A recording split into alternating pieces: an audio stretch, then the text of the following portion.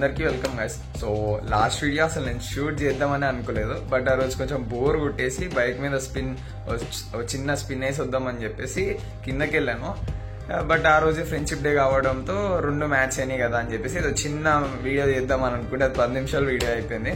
But youth ఎవరైతే చూడలేదో go and check it out. చాలా మంచి వీడియో, అది మంచి మోటివేషనల్ వీడియో. మన యూత్ కి ప్రెజెంట్ రియాలిటీ ఎలా ఉందో పర్ఫెక్ట్ గా చెప్పాను దాంట్లో. So go and watch it out. ఇప్పుడైతే ఆ వ్లాగ్ గురించి ఎందుకు కానీ ఈ వ్లాగ్ ఏంటో చెప్తాను చూడండి. లైక్ ఆ రోజు ఫ్రెండ్షిప్ డే వ్లాగ్ అయిపోయింది కదా, దాని తర్వాత డైరెక్ట్ ఇంటికి వచ్చి బండి పెట్టేశాను. రెయినీ సీజన్ అవ్వడం వలన అసలు బ్యాటరీ ఇట్లా డెడ్ అయిపోతున్నాయి. నేను ఆ రోజు పెట్టాను, ఈరోజు మార్నింగ్ బండి తీద్దామని చెప్పేసి వెళ్ళాను. అక్కడికి వెళ్ళి చూస్తే ఏమంటారు బ్యాటరీ అంతా డెడ్ అయిపోయింది. సో అందుకని చెప్పేసి ఫిక్స్ అయిపోయా. చాలా రోజులైంది, ఆల్రెడీ ముంబై నుంచి వచ్చినప్పుడే ఇద్దామని అనుకున్నాను, బట్ ఇంకా నా వల్ల కాదు, దాన్ని తొయ్యలేను నేను. సో అందుకని చెప్పేసి ఇప్పుడు వెళ్ళిపోయి మన బంజారా హిల్స్ KTM షోరూంలో మన బైక్ ఇచ్చేసి సర్వీసింగ్కి తిరిగి ఇంటికి వచ్చేద్దాం. మనతో పాటు ఈ స్విఫ్ట్ కూడా వస్తుంది. సో బైక్ స్టార్ట్ అవ్వదు అనుకున్నాను, ఒక 5 సార్లు సెల్ఫ్ కొట్టంగానే స్టార్ట్ అయిపోయింది బైక్. సో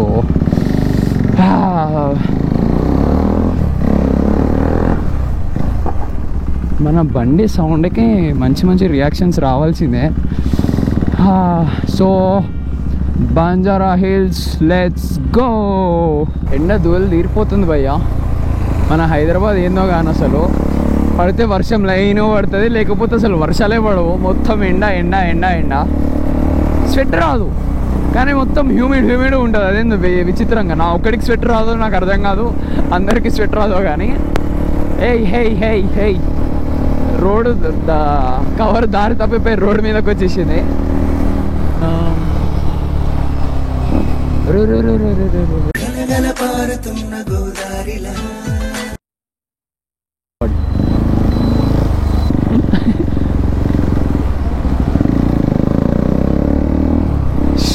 ఇట్లా పెద్ద వెహికల్స్ ముందల నుంచి ఎప్పుడైనా రోడ్ క్రాస్ చేసేటప్పుడు ఇట్లా పెద్ద వెహికల్స్ ముందల నుంచి క్రాస్ చేయకండి.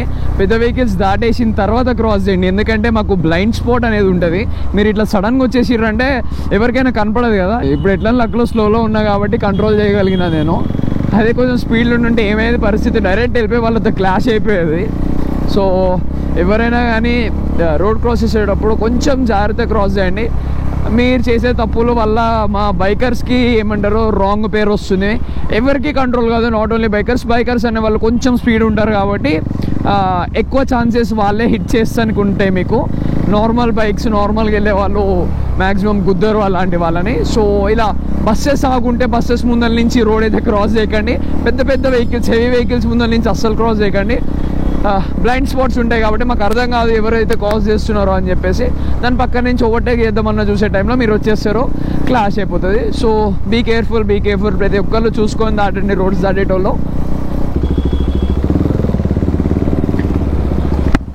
కొత్త స్విఫ్ట్ అనుకుంటా. ఈ సుజుకి వాళ్ళు ఎట్లా చేద్దాం అనుకుంటారని కార్లో మినీ కూపర్ని కాపీ చేద్దాం అనుకుంటారు ఏంటో, కానీ చాలా విచిత్రంగా ఉంటాయి అసలు కార్వి. మంచిగా ఉన్న స్విఫ్ట్. నాకు ఈ స్విఫ్ట్ల కన్నా ఫస్ట్ జనరేషన్ స్విఫ్ట్ చాలా ఇష్టం నాకు. ఇప్పుడే దాటాను నేను మూసాపేటలో కూడా సర్వీస్ సెంటర్ ఉంటుంది. సో అది కూడా చాలా మంచి సర్వీస్ సెంటర్, దాన్ని కూడా విజిట్ చేయవచ్చు. మీరు అనుకోవచ్చు మూసాపేట కూడా మంచిగా ఉంటుంది అంటున్నావు, మరి మూసాపేటలో చేయించుకోకుండా వైర్ గోయింగ్ దాట్ లాంగ్, అంత లాంగ్ వెళ్ళి ఎందుకు చేయించుకుంటున్నావు అని అనుకోవచ్చు. ఎందుకంటే లైక్ నా శ్రీకాంత్ అన్న అతను లైక్ ఏంటంటే నా బండి గురించి మొత్తం తెలుసు అన్నకి. సో ఒకప్పుడు నాకు బైక్కి కొంచెం పెద్ద మేజర్ ప్రాబ్లం ఒకటి వచ్చింది, లైక్ బైక్ జర్కింగ్ వచ్చేది ఊరికనే. సో హై స్పీడ్స్లో ఉన్నప్పుడు నేను ఎప్పుడైనా గేర్ డౌన్ చేసేసి ఓవర్టేక్ చేద్దాం అనుకుంటాను కదా, ఆ టైంలో ఇట్లా సడన్గా గుద్దుకొని లేసేది బండి గేర్ డౌన్ చేసినప్పుడు. సో అట్లాంటి టైంలో ఏమవుతుందంటే there are lot of chances to hit us from back. వెనకాల నుంచి హిట్ చేస్తానికి చాలా ఛాన్సెస్ ఉంటాయి, ఎందుకంటే సడన్గా ఇట్లా ఆగి ఎత్తుకుంటుంది కదా పవర్ అనేది. సో అట్లాంటి టైంలో సిటీలో వెనకాల నుంచి పెద్ద వెహికల్స్ ఏమన్నా ఉంటే కంట్రోల్ అవ్వవు కదా, వచ్చి చాలా ఛాన్సెస్ ఉండేవి హిట్ అయ్యేవి. సో అది నేను కుకట్పల్లి అనే కాదు, బేగంపేట అనే కాదు, సుచిత్ర అనే కాదు, చాలా KTM సర్వీస్ సెంటర్స్కి తిరిగాను. బట్ నాకు ఏమంటారు ఆ ఇష్యూ అనేది సాల్వ్ అవ్వలేదు. బట్ శ్రీకాంత్ అన్న చేతిలోకి ఫస్ట్ టైం శ్రీకాంత్ అన్న అప్పుడే కలిసాను. ఫస్ట్ టైం తీసుకెళ్ళి బండి పెట్టంలోనే 2 రోజులు ఉంచుకున్నాడు బండి. నిజం చెప్తున్నా, అన్నకి ఎంత వర్క్ వచ్చండి అంటే సీనియర్ ఏజెంట్ అక్కడ, సీనియర్ స్టాఫ్ అతను. సో బైక్స్ గురించి ఎంత గ్రిప్ ఉంటే కానీ అట్లా జస్ట్ ఒకటే విజిట్లో నా ప్రాబ్లం అంతా అయిపోయింది. బండిలో ఏ ఇష్యూ లేకుండా కొత్త బండి ఎట్లుందో అలా తిరిగి తీసుకొచ్చి నాకు ఇచ్చాడు. సో అందుకే నాకు అప్పటి నుంచి కొంచెం ట్రస్ట్ అనేది ఒకటి బిల్డ్ అయింది నాకు అన్న మీద. అందుకే లాస్ట్ 3 సర్వీసింగ్ లాస్ట్ 3-4 సర్వీసింగ్ నుంచి నేను అన్నకే ఇస్తున్నాను బైక్. సో కేటీఎం కూకట్పల్లి కూడా సర్వీస్ సెంటర్ అది ఏమంటారు చాలా మంచి సర్వీస్ సెంటర్ అది.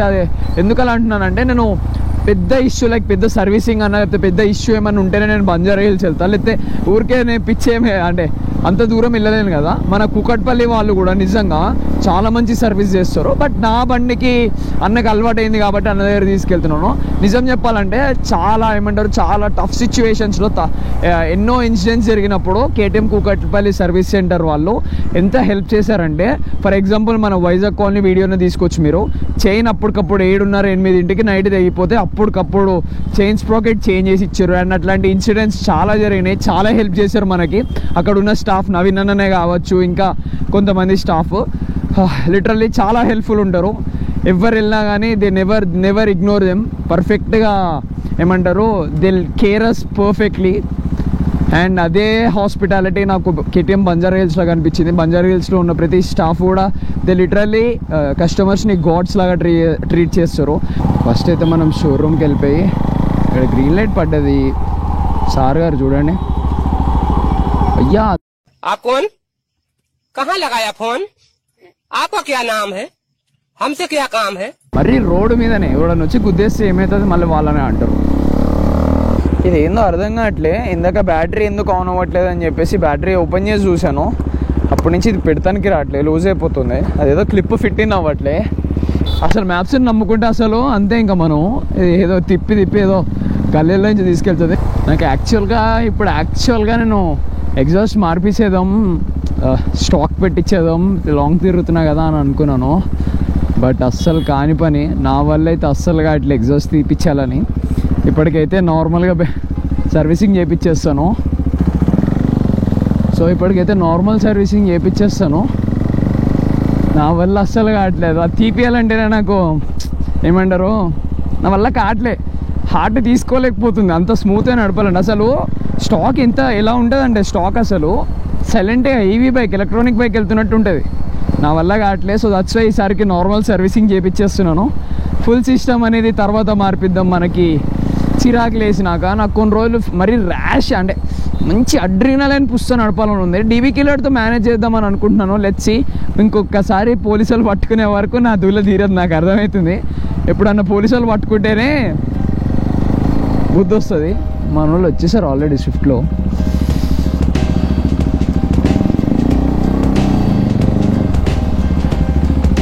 సో అన్న అదే వ్లాగ్లో చెప్పుకుంటూ వస్తున్నాము. శ్రీకాంత్ అన్న దగ్గరికి వస్తాను, బండి అట్లా చేస్తాడు ఇట్లా చేస్తాడని. సర్వీసింగ్ చేయాలన్నా.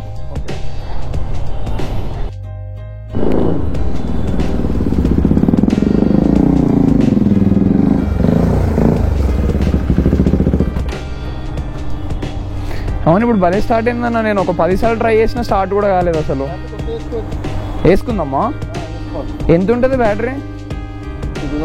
ఇది రీఛార్జ్ అవ్వదా? నాది మొన్న ముంబైకి వెళ్ళాను ఈ వ్లాగ్స్ కోసం అని.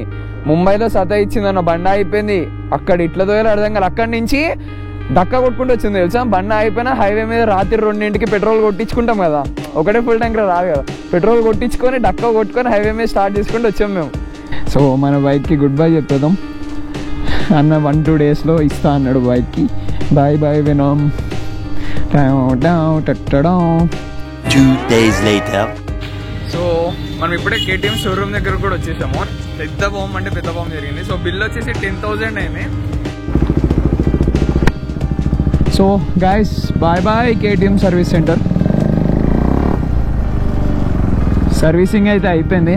సో మన అన్న దయ వల్ల బండి చాలా స్మూత్ అయితే అయిపోయింది. చూద్దాం. ఇప్పుడైతే మనం ఏం చెప్పలేము, అన్ని కొత్తగా మార్చారు. బిల్లు 10,000 అయింది భయ్య.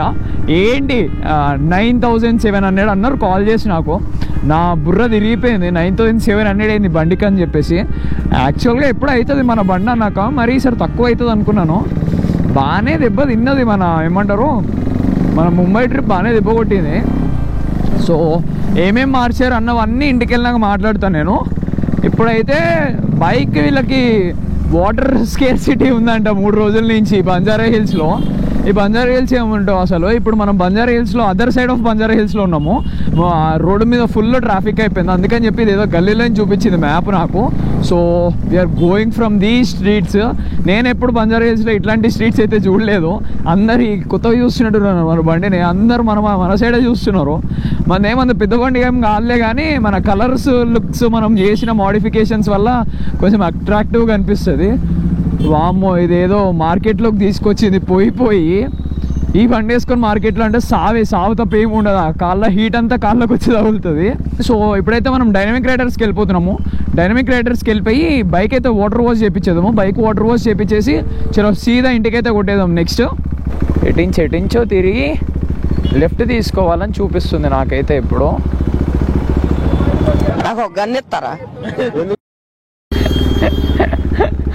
సో డైనమిక్ రైడర్స్ అయితే పైన మన వాటర్ వాష్ చేయించేసుకొని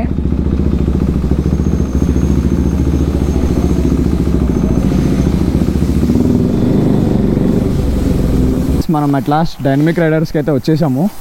అక్కడ ఒక RC390 ఉంది చూడండి, BS3. దానికి పెద్ద ఫ్యాన్ నేను. అది వాటర్ వాష్ జరుగుతుంది. సో ఈ నింజా వచ్చేసి మనకి ఫుల్ బాడీ డీటెయిలింగ్ ఉందంట. 2 గంటలు ఆగన్నా అన్నాడు.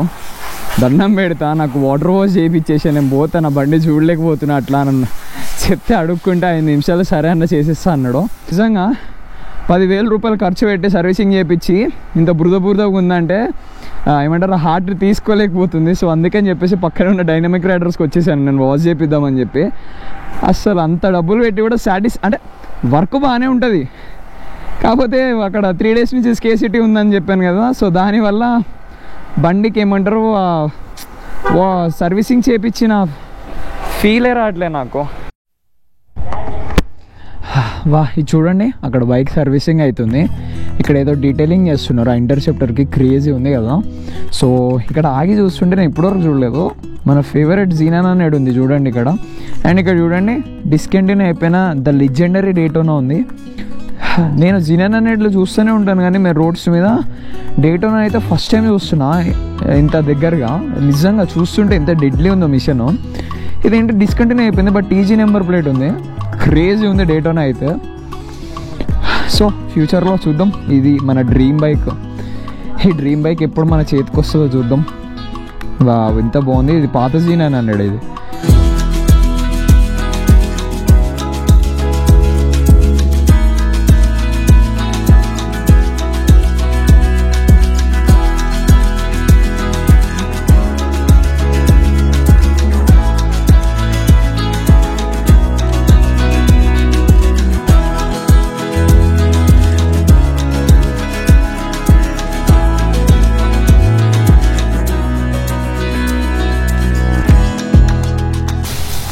సెక్సీ అంటే సెక్సీ ఉంది ఇప్పుడు.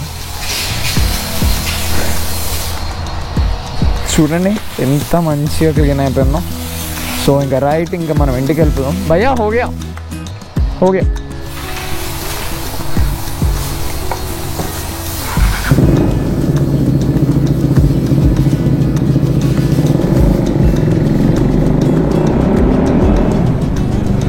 అమ్మయ్య, ఇప్పుడు బండి సర్వీసింగ్ చేసిన ఫీల్ అయితే వస్తుంది నాకు. ఇంతసేపు అసలు సర్వీసింగ్ చేశారా లేదా అన్న డౌట్లోనే ఉన్నా నేను. ఎంతైనా వాటర్ వాష్ చేపిస్తే ఆ మ్యాజికే వేరు అసలు బండికి. The bike is literally mesmerising. So typical Hyderabad traffic దాటేసి ఇప్పుడే ఇంటికైతే వచ్చాను. ఆఫ్టర్ 40 minutes అనుకుంటా ఇంటికి వచ్చేసాను. సో మధ్యలో వస్తే నేను బ్యాటరీ ఎక్స్చేంజ్ చేసుకున్నాను. కొంచెం వర్షం పడుతూ ఉంది, అందుకని రికార్డ్ చేయలేదు నేను. బ్యాటరీ కూడా మార్పిచ్చేసాను. సో షోరూంలో వచ్చేసి మనకి బిల్ అయితే 9,700 రూపీస్ అయింది. బట్ ఒక్కొక్క ఐటమ్ రెండు సార్లు వేసారు, అందుకని చెప్పేసి అది డబల్ అయింది. అది కట్ చేపిస్తే పర్ఫెక్ట్గా చూసుకొని మనకి 1,500 సేవ్ అయితే అయిపోయినాయి, లేకపోతే 1,500 స్కామ్ అయిపోయేవి నిజంగా. సో మన సర్వీసింగ్ అయితే అయిపోయింది ఇప్పటికీ ప్రశాంతంగా. మన బిల్ అయితే ఏమేందో చూపిస్తాను నేను, ఏమేమి వేసారో మనకని చెప్పేసి. Wait second.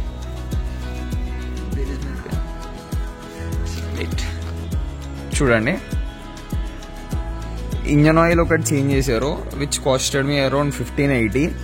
అండ్ మిగతావన్నీ చిన్న చిన్నవే. కూలెంట్ ఆయిల్ ఒకటి 223 రూపీస్ వేసారు.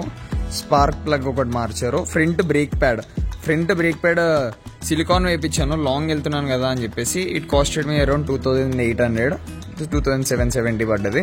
సో మిగతావన్నీ చిన్నవి. ఇంకొకటి పెద్దది ఏంటంటే రేర్ ఇండికేటర్ ఒకటి మార్పించాను, ఇట్స్ కాస్టెడ్ మీ అరౌండ్ 577. ఇవన్నీ చిన్న చిన్న ఫిల్టర్స్, ఆయిల్ ఫిల్టర్స్ ఇవన్నీ మార్చారు. అండ్ పైన ఓకే ఇవి కూడా ఏవో వాటర్ పంప్ అంట, ఇవన్నీ 40 రూపీస్, అవన్నీ చిన్న చిన్నవి. సో నెక్స్ట్ లేబర్ వచ్చేసి మనకి 1721 రూపీస్ తీసుకున్నారు. విత్ ఆల్ జిఎస్టీ లాస్ట్కి మనకి 8452 రూపీస్ తీసుకున్నారు. విత్ ఆల్ జిఎస్టీ అన్ని కలిపి 8452 రూపీస్ అయితే తీసుకున్నారు మనకి.